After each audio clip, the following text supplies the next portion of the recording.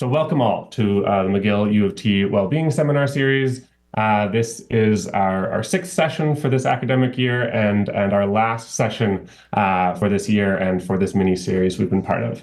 As many of you are already aware, this year we tried a new format. We had two mini-series where we had sort of a speaker each present their own research on a topic, and then we brought a panel together to have a discussion over where we're at on that topic, trying to figure out sort of what is the current level of evidence and what is next in this research.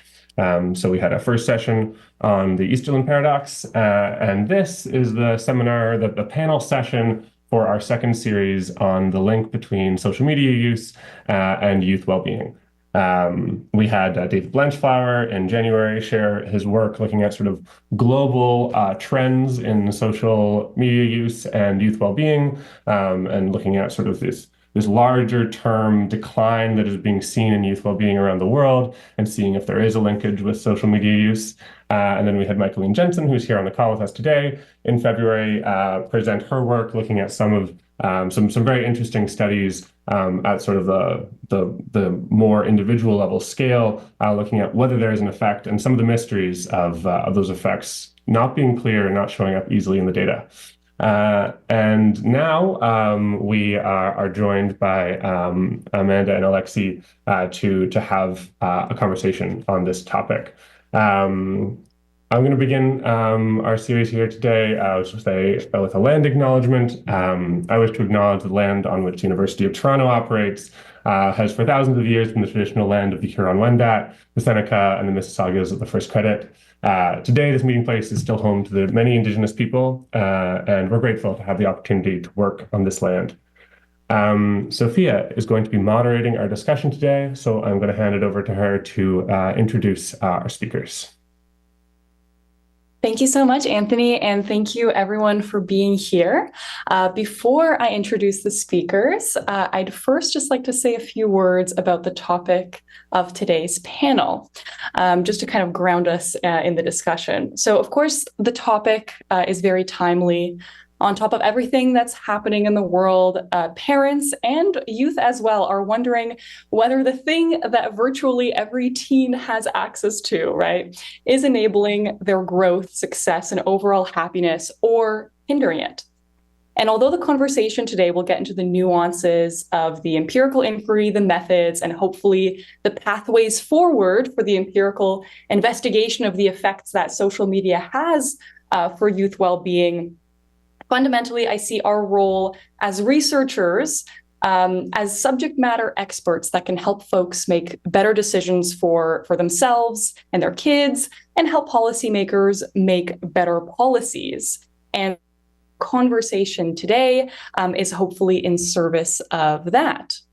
And so without further ado, I am so pleased and thankful to introduce our three panelists. First, Michaeline Jensen is coming back. She's an associate professor of psychology at the University of North Carolina at Greensboro. She completed her PhD in clinical psychology with an emphasis in prevention and child and family psychology at Arizona State University, and a postdoctoral fellowship in developmental science at UNC Chapel Hill. Her research focuses on the developmental psychopathology of youth internalizing, externalizing, and substance use problems, with an emphasis on understanding how adolescents and young adults navigate these periods within social, cultural, and technological environments. She utilizes mobile phones and the wealth information contained therein to elucidate the role of technology in relationship maintenance, mental health, and substance use among young people, and to assess and uncover social communication processes that researchers often struggle to accurately assess via traditional self-report. She is joined by Dr. Alexi Makarin, who's an assistant professor of applied economics and a Mitsubishi Career Development Assistant Professor in International Management at the MIT Sloan School of Management. He earned his PhD in economics from Northwestern University in 2019. His research focuses on political economy and the economics of digitization, with a particular emphasis on the societal effects of social media. His work has been published in leading academic journals, including the American Economic Review and Econometrica, and has received media attention from outlets such as the New York Times, Financial Times, and NPR. His research has also been cited in the U.S. Surgeon General's Advisory on Social Media and Youth Mental Health, as well as the Economic Report of the President. And finally, our panelists are joined by Dr. Amanda Ferguson, who is a senior research associate in the Digital Mental Health Group at the MRC Cognition and Brain Sciences Unit at the University of Cambridge.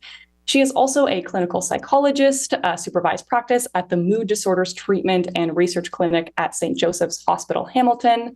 Dr. Ferguson studies whether technology use impacts trajectories of mental health in young people using longitudinal, experimental, and qualitative methodologies.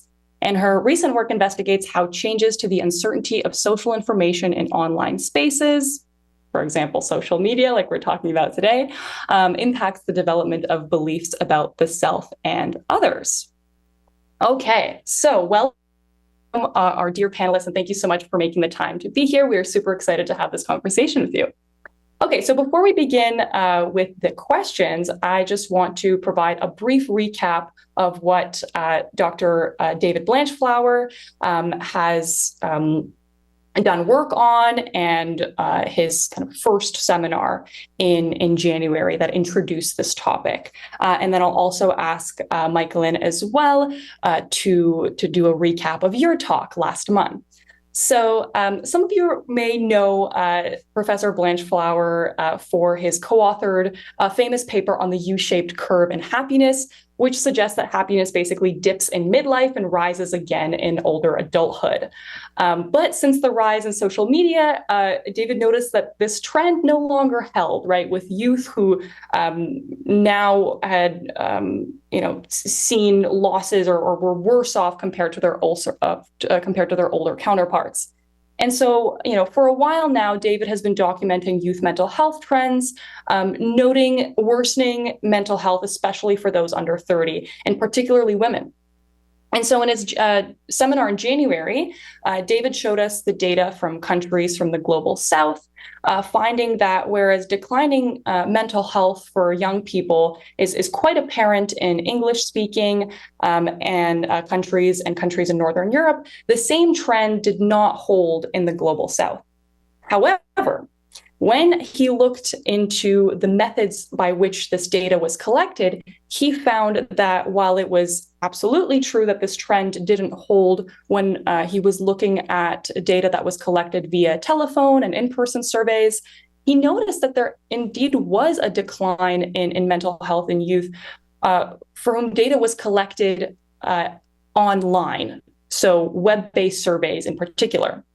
And so David kind of speculated that, there's this kind of well-known trend or bias, right, where we see that people tend to underreport psychological distress and overreport well-being when they're in the same room as the interviewer. So this is called the social desirability bias.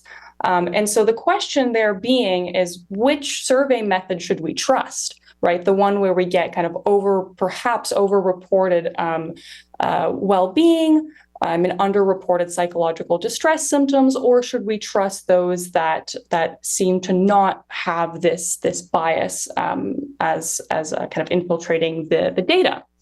And so David is of the belief that we should trust the web-based surveys, which means that these declining global trends are indeed global. And so that was kind of a broad overview of what David spoke about. And now, Michaelin, I'll invite you to also provide a recap of your seminar. Yeah, thank you. Hi, everyone, and I'm glad to be here. So in February, I had the pleasure of sharing with you all about some of my research, which is a bit more granular than the talk that you all heard in January, which was much more about kind of global trends.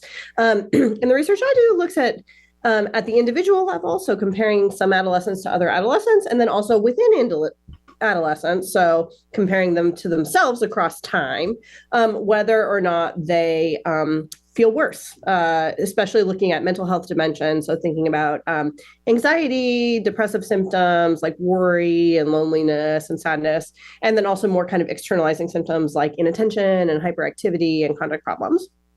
And I think the big take home there is that for the most part, my research has failed to support robust linkages, either at the within-person level or the between-person level over longitudinal time, so say across years, between the self-reported quantity of time that young people are spending engaging with technology in a variety of ways, and their self-reported mental health. And we talked a little bit about what that means and kind of the many different ways I tried to slice it to figure out if there was a for whom question there or a when question there to be asked. And then we talked a bit about like maybe future directions moving forward of like, if there are things that are exerting harm online, what might those be and how could we address those a bit more granularly? So for instance, much of my work focuses on the content of online communication. So for instance, what young people are doing or what they're talking about and the ways in which that might exert kind of specific harms or help in certain ways. So I do a lot of work on like parent-child communication, which seems to be mostly helpful. Excellent. Thank you so much. Okay. Why don't we just jump right into it? So obviously, I'm an outsider to this conversation, and I think the question that is on a lot of people's minds when they are tracking where this debate is going is kind of, okay, so we have all this evidence. There's so many studies that have been done. What impact does social media have on adolescent mental health? And I'm curious to ask kind of each one of you if you could kind of give your synopsis of, from your perspective, what do you think the effect of social media is on mental health? And I'm hoping to hear a kind of response from each of you.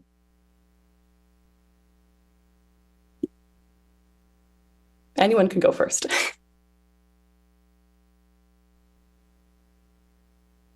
Yeah, I can go first.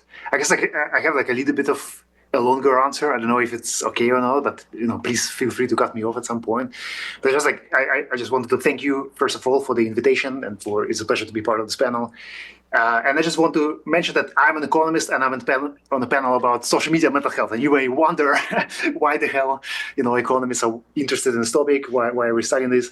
And while we certainly here stand on the shoulders of this fascinating research from other fields in this area, such as psychology, I would say that economists do have a relative strength. We have a lot of relative weaknesses, don't get me wrong, but we do have a relative strength just because over the past 20 years, we've become sort of obsessed with credibility evolution, focus on identifying the causal impact of various interventions, various outcomes.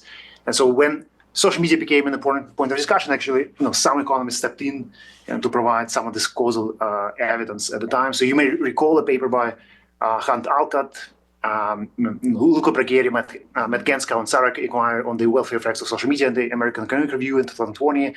So there, they incentivized respondents to deactivate their Facebook accounts for weeks. And what they found is that Facebook deactivation led to an increase in well-being, specifically a reduction in anxiety and depression symptoms. This actually has been replicated by the same authors and by a subset of the same authors in the recent experiment in partnership with Meta, where they incentivized deactivation not only Facebook but also Instagram, and that was for 6 weeks, and that was in the run-up to the 2020 elections. And they also found similar impacts, maybe like slightly smaller, but especially for Instagram, it was the improvements were especially bigger among young women. And then still, while these experiments are super important, this leaves to some extent some, unanswered questions. Many unanswered questions, but like some, for instance, that deactivating Facebook for one person is not the same as introducing Facebook or introducing social media or taking away social media for an entire community. And we know that network effects are very important here. And so this is actually where my paper came in with Luca Braghieri and Roy Levy. So that's titled Social Media Mental Health in the American Economic Review that was published in 2022. And there we used this unique natural experiment that is kind of probably impossible to replicate in other contexts because it was again one-off quasi experiment, which is the staggered introduction of Facebook across U.S. colleges in 2004-2006. We merged the dates when Facebook entered each college with NCHA data from hundreds of colleges, hundreds of thousands of college students, and we found that whenever Facebook entered the college, there was a sharp decline in mental health among college students in a particular college relative to students in colleges where Facebook was not yet present. And we believe that this provides credible causal estimate of the impact of introduction of social media in the entire community. It's something that is kind of very difficult to get at, these days, just because social media is everywhere, right? And so, in total, I would say that what's fascinating about these studies is that even though they come from various time periods, we study sort of early Facebook, they study later Facebook, they use experiment, we use this staggered introduction of Facebook. We both conclude that mental health generally declines with social media use. This decline is primarily driven by anxiety disorders, severe depression, and even the magnitudes of the decline were similar. So we sort of take it to conclude that indeed, there is a link between just use of social media, just like this extensive margin of whether you use social media or not, either individual level or sort of in the entire community. In terms of mechanisms, we do believe that this is mostly driven by, especially driven by this negative social comparisons. So social media sort of induces, people to compare themselves negatively to their peers. That's something that we document in our paper on early Facebook. And that's pretty much a quick summary of where economists stand on this point, on this topic. So we have contributed here by what we believe providing some credible causal experimental estimates on the impact of social media on well-being and mental health. We hope, of course, this is not the end of the conversation in any way. It's just sort of some bits and pieces we contributed. And of course, we hope to further the discussion alongside our colleagues in psychology and related fields. Thanks so much. I'm sorry for taking too much of our time. No, thank you. That's great. I'm glad that you provided a kind of history of this debate in economics and some of the tools that may be unique to economics that can contribute to this conversation. Yeah, I look forward to unpacking that a little more in the main panel. Amanda, what is your stance on this question? What effect does social media have on youth mental health? Yeah. So I tend to think of social media as an amplifier. So it has the capacity to amplify whatever is going on for a young person. Long before social media, and it sounds like this was covered in one of the talks to a certain extent, long before social media, we knew that adolescence was a time that was challenging. We know that life satisfaction went down and mental health concerns tended to emerge, especially, but not exclusively, internalizing disorders, so emotion-related disorders. And since social media, or since the onset of the digital age, we also know that young people, especially teens, use social media more and more. So those two developmental processes are happening at the same time. And I guess the question is whether or not they're connected. Are they happening in parallel, or are they connected in some way? I think it makes a lot of sense that young people would be drawn to social media. They're starting to prioritize peer relationships, develop their identities, and social media represents a really phenomenal place to do that. It offers consistent access to peers and a place to get feedback. And we know that young people are really keen for social feedback. That said, I do think my perspective is that the research is fairly clear that the idea of a dose response to social media is not supported by evidence. If it were, we would see much more consistent results in the decades of research that exists on the link between screen time and mental health. Instead, we see these really variable results, which I'm certain McGill talked about in her talk, where we see sometimes benefits, sometimes negative outcomes, sometimes nothing, a lot of the time nothing. And some of that might be down to just methodology or analysis, but I think there's also really good evidence, and I'm also sure McGill talked about this, to suggest that the impacts of social media on any one kid is going to vary from the impacts of social media on any other kid. Like, it's highly individualized. So that said, I do think, especially maybe from a clinical perspective, that there's good reason to think that at least for some young people, social media would be problematic, particularly those who are already at risk of developing mental health problems. Social media and social interaction in the digital age allows for a type of communication that does not have an offline analog. So, and the example that I always turn to is the quantification of social feedback that exists online. There is no, offline comparison for that. So teens who are already really primed to seek out and absorb social feedback online have access to a literal count of how popular they are or how many, how much their friends like them versus someone else. There are also way more instances, at least in my view, for people to make inferences about the lack of information online than offline. That's also down to something like, asynchronicity of communication. You can infer a lot from being left on read, and people do, in a way that it's sort of hard to imagine how that exists offline. So I think my take is that I don't think all of these things are going to be a problem for all teens, or even the average teen. But I do think that there are important differences between how people exist in a social world online versus offline. And I think it's fair to say that our young people are spending a lot of time in an online social world. So my view is that there needs to be a lot more research focused on some of these potential mechanisms of mental health in our online social worlds. Yeah, thank you, Amanda. What I'm hearing you say is like it's not so much that social media is bad overall, but maybe it's particularly pernicious for some youth, and understanding and trying to untangle the heterogeneity there and what particular risk factors make people susceptible to the negative effects of social media need to be explored. Is that kind of where you stand as well, Michaelin, or do you have a different take on that question? Yeah, I would say I fall somewhere quite similar, that on average, at the population level, I do not think that we have robust evidence to suggest that social media is bad for mental health or bad for well-being on average at the population level. We've seen that, again, there's a whole mix of the studies, thousands of them at this point that have come out. But when we turn to kind of rigorous forms of analysis, like meta-analysis, even of experimental evidence, those tend to suggest that, like, it's not the most exciting finding. Like, it's a lot of nulls, some small positives, some small negatives. And so I just don't know that we have a ton of evidence to suggest that on average, social media writ large is harmful or unilaterally helpful.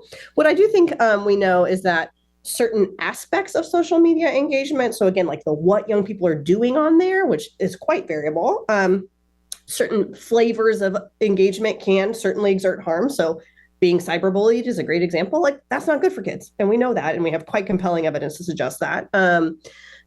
Similarly, engaging in social comparison or body image related kind of stuff, not great for kids. But then we also have evidence that some ways the young people engage on there are awesome for them. So like doing kind of creative stuff and like things that show their skill and individuality seems to be mostly positive. So it's kind of, you can engage in lots of different ways. And when you average all those out, it's very hard to disentangle. And then the other piece that Amanda already mentioned is the for whom piece of this. Some adolescents are going to be more susceptible to certain types of engagement than others. And it's really hard to get at any of that with a single kind of coefficient to capture it. Mm-hmm. Yeah, thank you. I was curious, Michaelin and Amanda, then in the case of kind of Alexei's study that did find that there was this negative effect of the rollout of Facebook on college campuses, especially on kind of self-reported mental health symptoms, and also, just reaching out for mental health help and professional help. I was curious, how would you explain that finding? I mean, one thing that I'm thinking about is, the Facebook rollout happened quite a few years ago.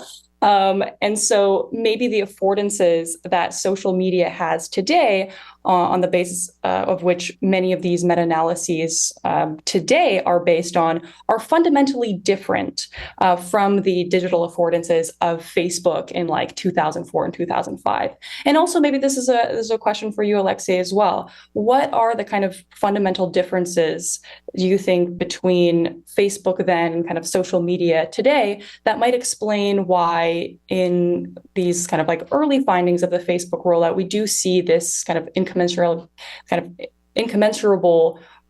findings where on one hand, yes, you find that there is an effect of social media use, in particular Facebook, on mental health, but perhaps we're not finding that, or we're finding mostly null effects today. So thanks for asking that question. I think that Alexei's study is like one of the cooler studies that is out there. Like, we have so little ability usually to infer causality in a lot of the studies that we have in this space, where two lines go up and down together and then we're like, oh yeah, that's causal. No, that's not causal inference. So actually, I think Alexei's study is among the strongest that we have to help us understand like actual mechanisms and all of that. So I guess I'll start there. The second is don't hate too hard on how long ago it was. I was one of those college students who was very excited to get Facebook rolled out on my campus. And so I feel like I contributed to this research in an individual way. No, I'm just kidding. But I do think that these things can exist at the same time, right? There's lots of mechanisms that could explain different findings, some of which might be individual deterioration of mental health as a result of exposure to Facebook. That is one possible mechanism that could explain these findings, but there's also other ones, right? Some of them could be more system level changes around things like mental health stigma, which in fact we have seen a lot of in the digital age in terms of visibility of people who might be having a hard time and willingness to disclose, accessibility of mental health resources and knowledge about where they are and getting a referral. So I think that one mechanism is certainly could be an individual level change, which I think is interesting and important to understand. But there could be other, and honestly, I think a lot of it is system level change that's so hard to capture in this science, is that our society has evolved over time as social media has become the way that we do life. And it's very hard to disentangle which piece of that often is causal. Yeah, so so I guess like two things I can reply here. I guess one thing is, I mean, back in the day, Facebook was very different, right? But at the same time, the fact that it was different, it's also kind of a research opportunity, right? Because it sort of allows us to shut down various things that we know for sure why this effect is not due to, right? So it's definitely not due to like algorithms. It's not due to video content. It's not due to like Facebook Reels. So we can shut down many things, and that's kind of what's beautiful about this natural experiment as well. Like we know that it's sort of something about this. We think that it's something about this social comparison machine, where people were sort of obsessed with checking, the number of friends of who's friends with who is going to a party, that I'm not invited to, like all of those things. It's like amplified dramatically, and people were using Facebook at the time like addicts, like checking it like 6 times a day. So I think that's pretty much to the extent that this feature of social media actually is at the core of what social media is, and to some extent, like in many contexts, I think it is. In many, it may not. If it's just like pure like entertainment content where you just like scroll the feed, maybe not.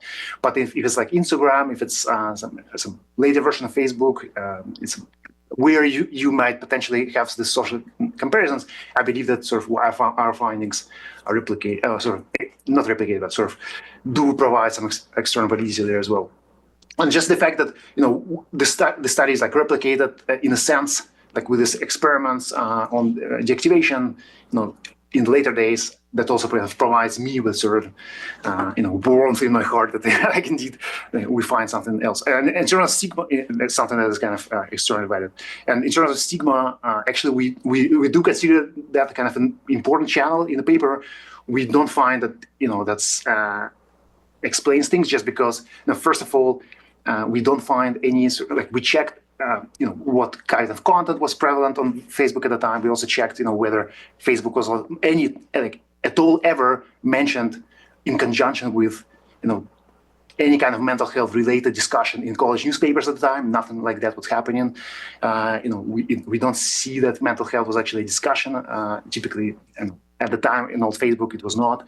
And so like those periods were early days when I think later on I would agree that maybe later on this could be a channel, but at the time I don't think it was the case. And also we just don't find. So one of the checks we did is like, do we observe an increase in or a decrease or some kind of change in the indicator of whether you actually respond to mental health questions at all. So kind of that's a natural measure of stigma. If I don't feel like I should respond, then I should maybe like just leave it blank. And we don't find any movement on that indicator. So that's our defense. Of course, we cannot rule it out like 100%, but we are pretty confident that it's not because of stigma and something else moving wrong. But of course, we acknowledge the existence of other body of evidence. I guess like one dimension where maybe we could differ in our process is just because here, like, it's all about 0 or 1. It's like, do you use Facebook? Do you not use Facebook? Do you have Facebook in your community? Do you not have Facebook in your community? Whereas kind of what I hear from your discussion, just do I use Instagram for like 3 hours per day or like 2 hours a day? So like, and maybe at that dimension in the sort of what we call intensive margin, how much you use, maybe that actually is not as important. So maybe that's what could explain things. I don't know. That's just one suggestion.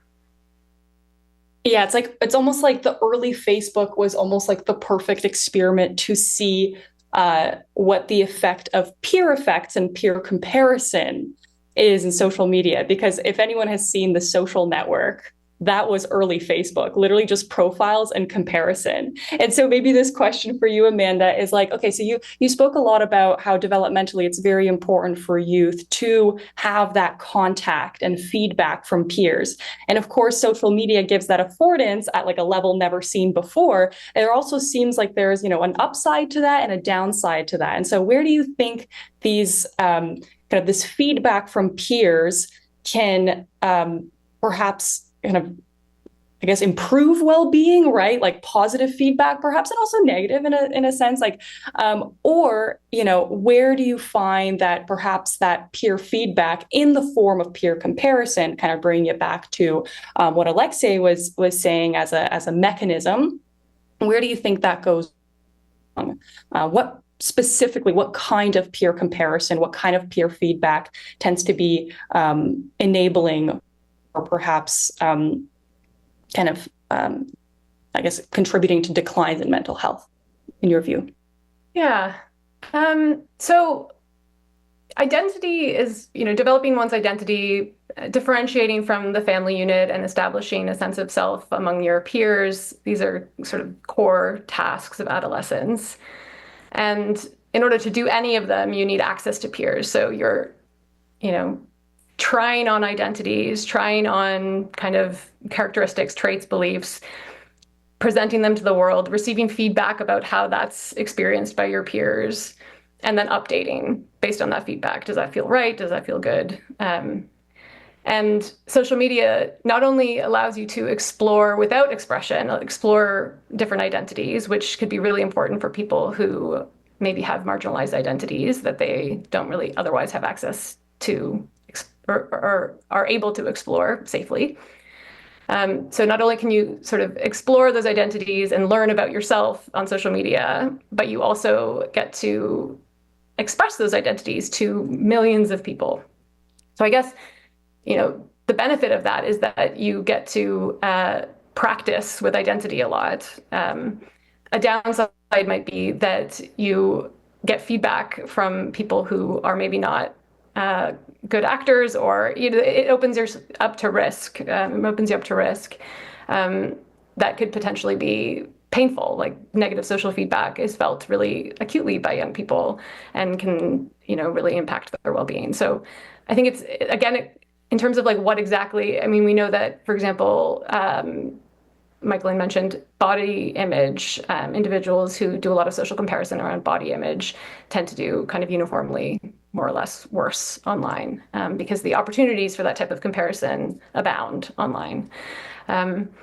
But in terms of, which kid is going to do worse or better exploring their identity online, I think really comes down to the kid in front of you and what they're coping with. So, for example, we know that young LGBTQ, like queer individuals, tend to gravitate to online spaces because it's a place where they can kind of feel connected to other people who share their identity.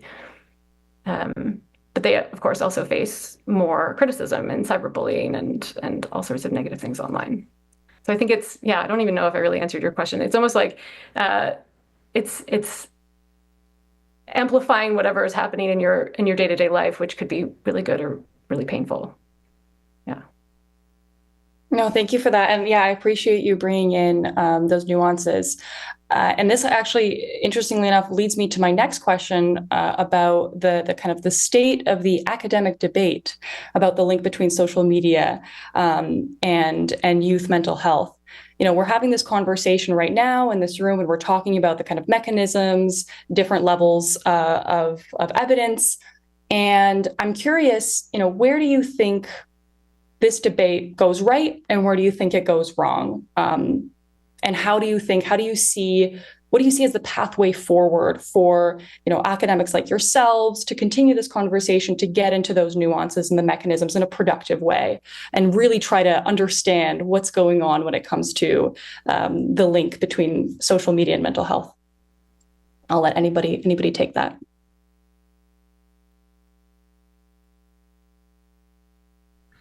I think some of this has been touched upon, so I don't know that I have a ton to add. I think that we've gone astray when we've been overly focused on self-reported screen time, which is not at all capturing any of the nuance that we're all agreeing. I think help us understand what's actually happening. I think that we sometimes go astray when we're framing this as a moral question or a question of right or wrong. I think there's a lot of nuanced experiences online, and it's not exactly a moral question. And sometimes I think that framing helps with public, helping people understand, but I don't think it's helping us as scientists understand better.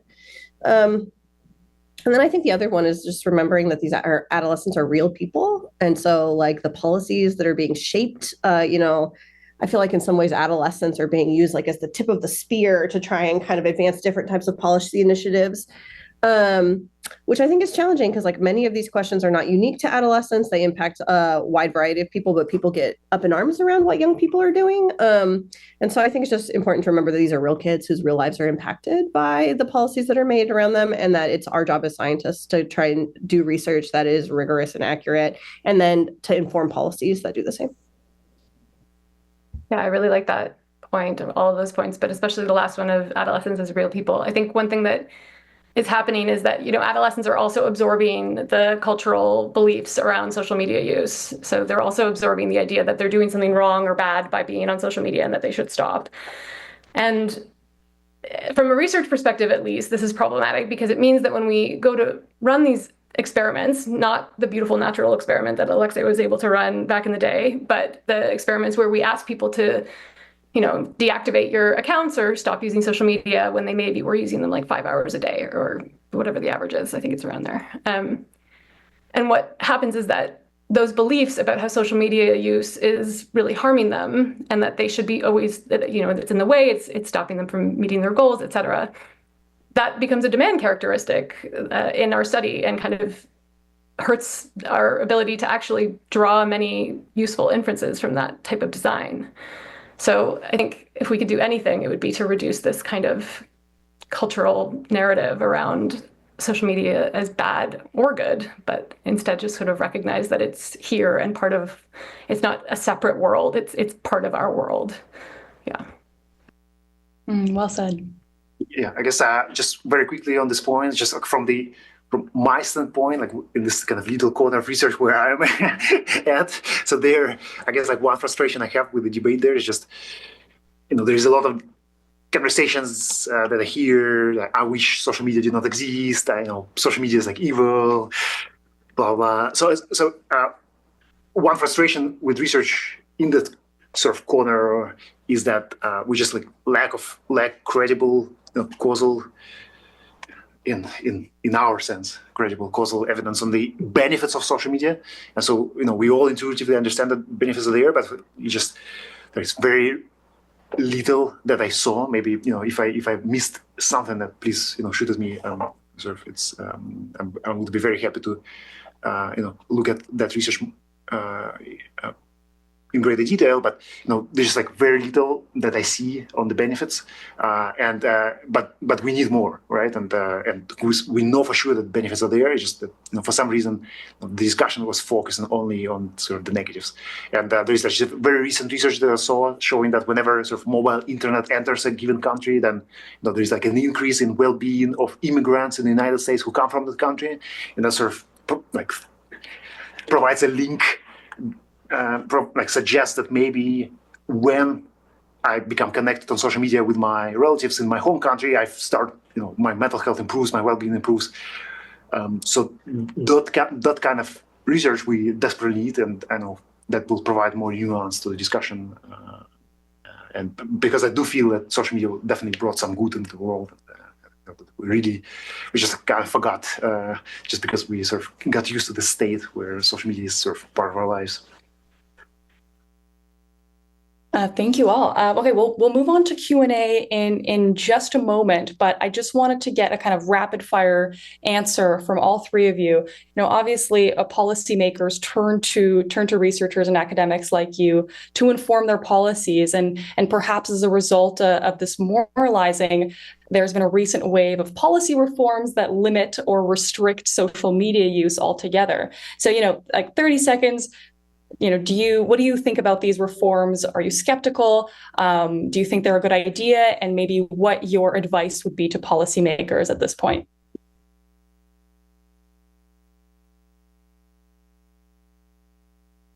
I can start.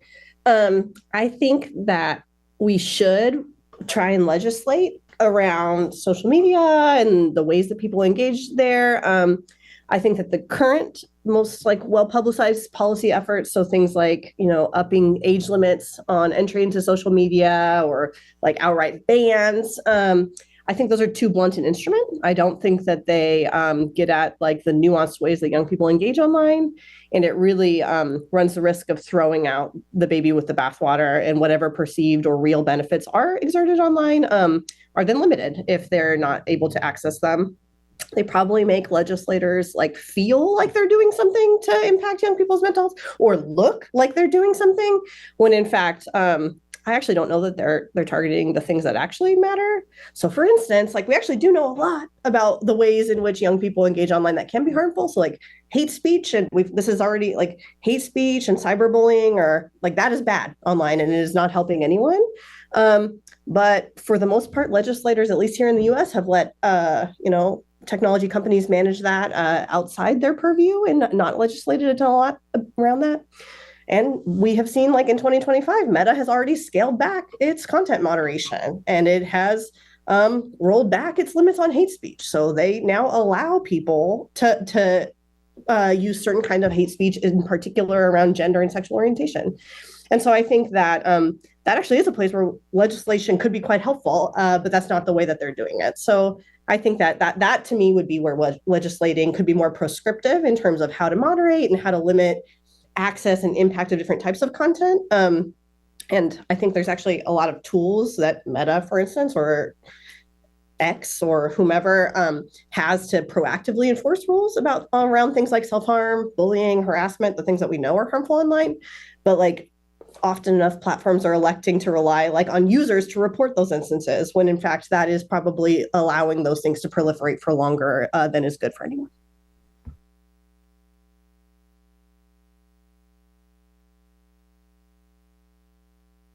Okay, I'll go. I think I would only just add that I feel similarly about bans. I think there, some regulation, not having phones in schools or whatever. I think those make sense and are maybe not probably doing more good than harm, but I guess to be determined.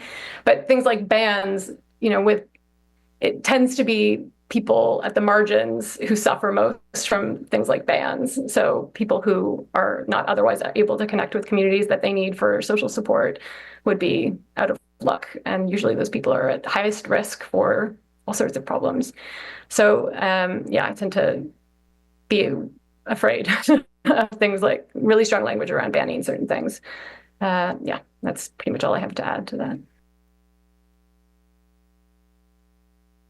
Yeah, I generally support experimentation. I just hope that, just let all the flowers bloom, in a sense. Of course, there's going to be mistakes. There's going to be a ton of mistakes, but to some extent, we need credible evidence on, what works and what doesn't. We're not going to find much evidence if we do nothing, right? So from that standpoint,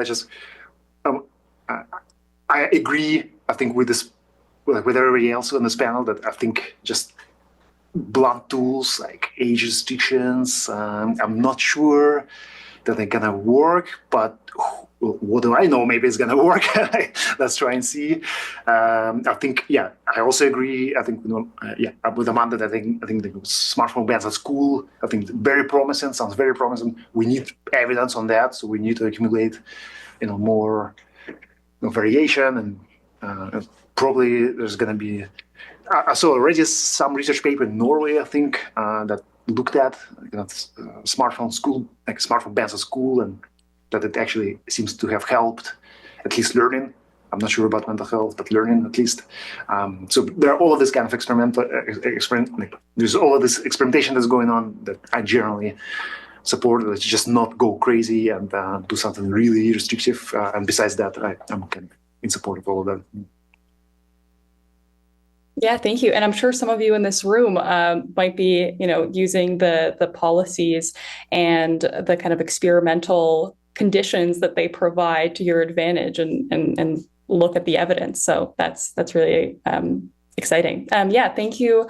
Thank you to our panelists. Now we're going to open up the floor to questions. So if you have a question, please feel free to raise your hand or type it in the chat. And you can ask your question to a particular panelist or all three. We only have about 8 minutes left. So let's get started to the Q&A. I don't see any questions yet, but don't be shy to raise your hand.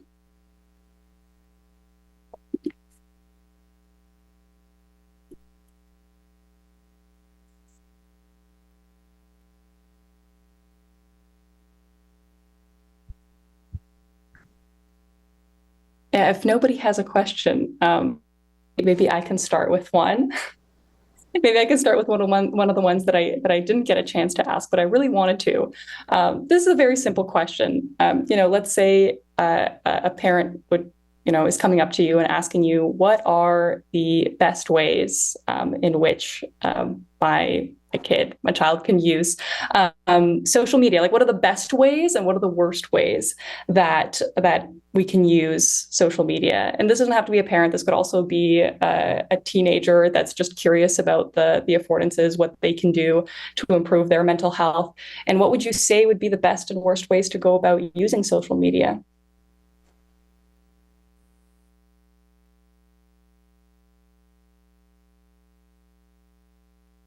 Or maybe we don't know enough. Amanda, yes. I have probably a very unsatisfying answer. I think, like, as a parent, the best thing you can do to protect your child online or support your child as they develop in a digital world is to establish and maintain a really strong relationship with your child, which will have, that comes with digital parenting too. But I don't think it's mostly about that. It's mostly about having a strong connection, secure attachment with your child that happens well before they get access to the internet, probably. So I know that's not what you wanted to hear. When I get asked this question by parents or teens with whom I work, I tend to emphasize that they know their kid best. So it's not like I can be like, here's the app that you got to get them on that is gonna change their life. But I think I encourage them to think about their kid and kind of the developmental tasks of adolescence. So I tend to emphasize, like, ask your kid what things that they do online bring them a sense of joy. So if it's something that is bringing them genuine joy and kind of engagement, that's often not going to be bad. Also, things that give them the opportunity to kind of matter or be good at something, to demonstrate mastery. So that's something that really matters a lot in adolescence in terms of identity development. So, like, if they're super engaged on TikTok, creating videos, and they feel like they're gaining skills, and like, that's probably awesome for them. And then the other thing is that if, to the extent that their social media engagement is facilitating a genuine, real sense of authentic social connection, especially if it's with their offline peers, like people who they know both offline and online, that often is great for them. And then worst, like, what to steer clear of, try not to let your kid be engaged around cyber victimization, either as the victim or the bully. So, like, try not to raise a troll, which honestly is, like, we need to be socializing kids to be kind online. So, like, digital citizenship, actually, do you think is an important piece here, and learning that even though there might not be immediate consequences to unkindness online, they might have the shield of anonymity, that it's still important to kind of develop as a digital citizen who is kind of living in accordance with your values. And then some of the other risks that we've talked about here. So, like, if you have a reason to believe that your kid would be susceptible in particular to things like social comparison, maybe you would want to steer them away from places where they're engaging in that behavior. Yeah, I just agree with everything that was said. Like, the thing that I came up with when I was thinking about this question was just, I guess it's amazing to let kids sort of engage with their friends, build community, but sort of without cyberbullying, hopefully. But I guess like the worst, just from I guess like if you extend some of the findings that I discussed before, just to engage in consuming content that like make them feel negatively about themselves, engage in negative social comparisons, make them feel bad about who they are, their background, their body, and so forth. So that's to the extent that you can control it, which you might not be able to. That it would be nice to get rid of that kind of content consumption.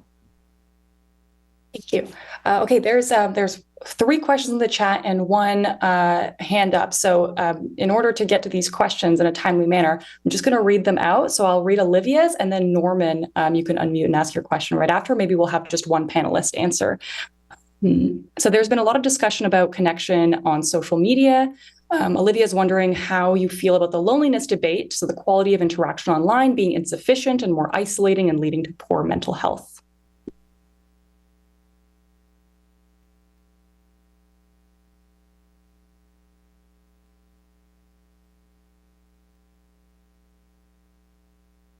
Anyone want to take that on?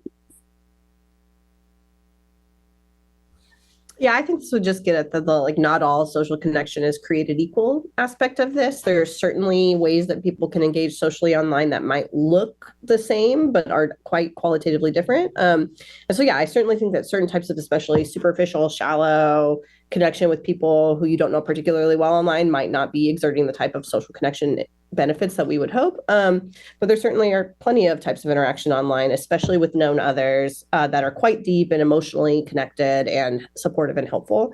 And so I think both of those 2 things can be true. But sometimes when we just ask a question about like, how long did you spend talking to other people online, it obscures some of that nuance. Yeah, thank you, Michael. Norman. So much for really fascinating discussion and obviously an important topic. One thing I think about a lot is the idea that social media isn't good or bad per se, which is you mentioned quite eloquently. It's really also perhaps a question of opportunity costs. So what are kids missing out on when they are spending so much time on screens? I worry about that a lot. And so for things like, cardiovascular exercise in adults, we kind of have like a formula, like if you do 20 minutes 3 times a week, you're at least hitting the floor of what you might need. Maybe you need more, but you have the floor. Is there any sort of movement towards building consensus around the types of time that kids should be putting their time into that's not just on the screens? So instead of just saying you can't have screens because we fear them, saying like you can't have screens until you put this much time into these other developmental domains. Is there any like kind of movement that way? Because it seems like that would be way more constructive talking to a kid, like the same way as like if you do your chores, then you can goof around. And it's really like how adults operate anyway. So it's hypocritical to be like, you can't be on screens. But anyway, I just spent like 15 hours on screens today. So it's more like, well, like, is there any evidence sort of emerging around what the kids should be doing instead of just what they maybe shouldn't be doing?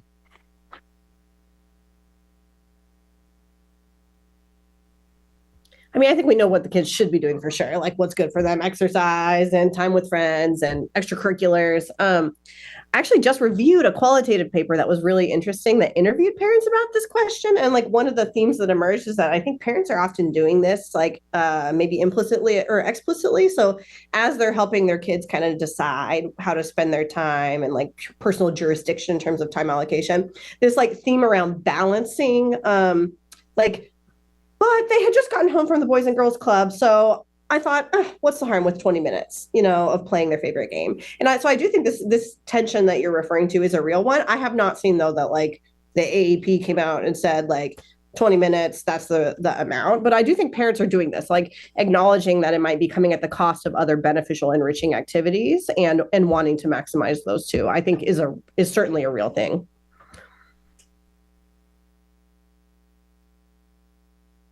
Okay, thank you so much. I believe we are at time, unfortunately. I see that there's other questions in the chat. So hopefully, the panelists are open to you reaching out and individually asking them these questions.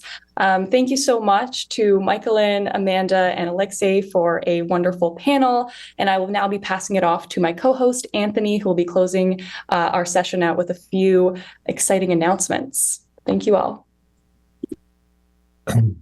Yes. Thank you so much. I really feel like that was a great discussion in terms of being constructive and handling a really complex topic with a lot of different angles on it. And I thought our panelists did great. So thank you very much, guys, for joining us. That is the final session that we have just experienced of this seminar series for this year.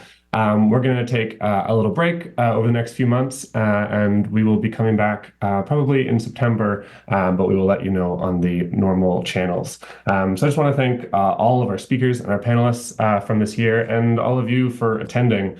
It's been really neat to see this sort of community begin to grow. We've had really great turnouts this year.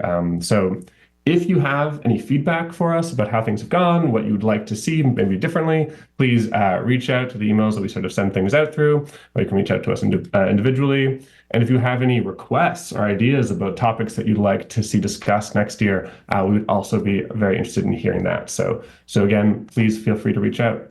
And as we have just crossed 1 o'clock, I will now conclude the seminar. Thank you all for joining us, and we will see you next year.